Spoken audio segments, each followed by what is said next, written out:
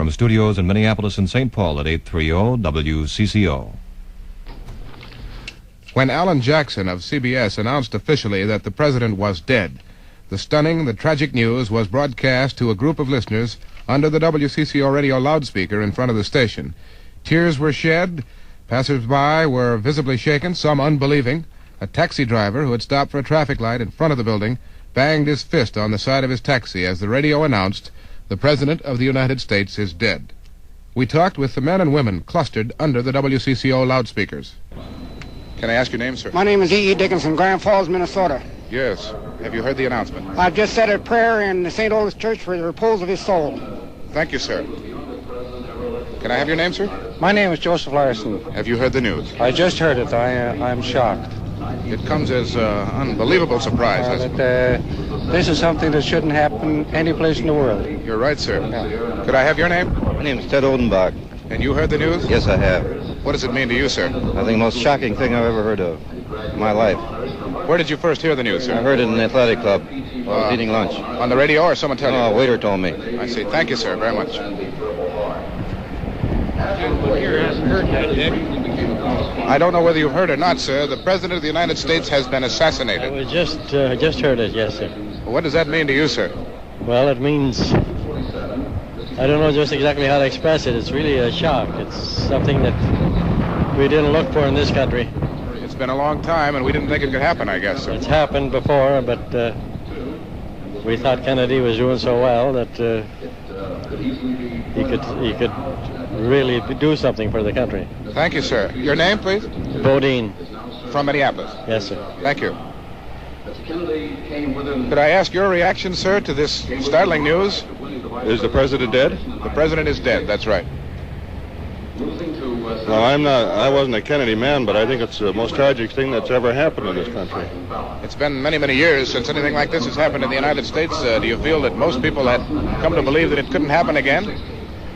I couldn't have believed that it would have happened again. I just can't believe it yet. And your name, sir? George Derner. Thank you, sir. Could I have your name?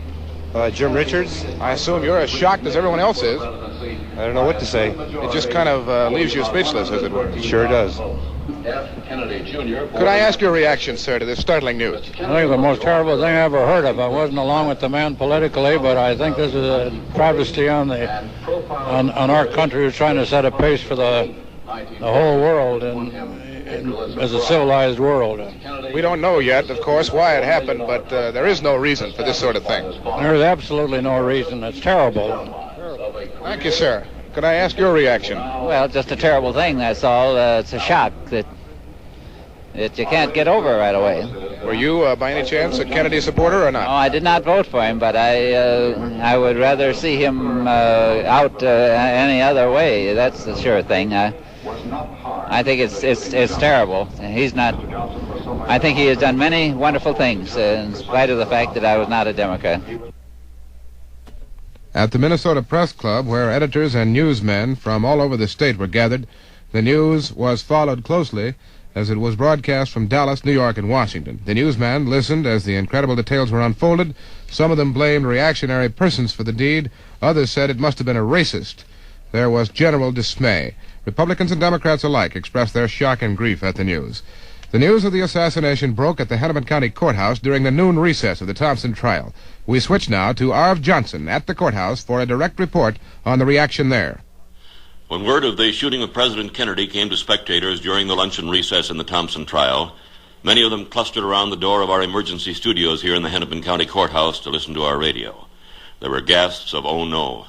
Women were crying, and all during the recess people remained listening, waiting for, and hoping against official word of the president's death. Just moments ago, as the Thompson trial was scheduled to resume for the afternoon, Judge Rolf Faucine excused the jurors until Monday morning. This is WCCO Radio News at the Hennepin County Courthouse. As further details of the assassination in Texas poured out of the radio, people in all walks of life bowed their heads, many of them saying silent prayers for the president and the governor of Texas. Traffic on the streets in the Twin Cities seemed to be slow, and pedestrians with anxious faces asked other people on the street if they had heard the news. Flags flying over the Twin Cities buildings were lowered to half-staff in mourning for the president and lowered flags were placed before the homes of many persons in the cities. White House Secretary Malcolm Kilduff said the president's body would be flown to Washington this afternoon. The official announcement said time of death was approximately 1 p.m. Central Standard Time. The Dallas Sheriff's Department identified the rifle as a 7.65 Mauser. The Italian-made Army rifle had a telescopic sight with one shell in the chamber. The rifle was found in a staircase on the 5th floor of the building. The assailant had been in the building some time and had been eating fried chicken.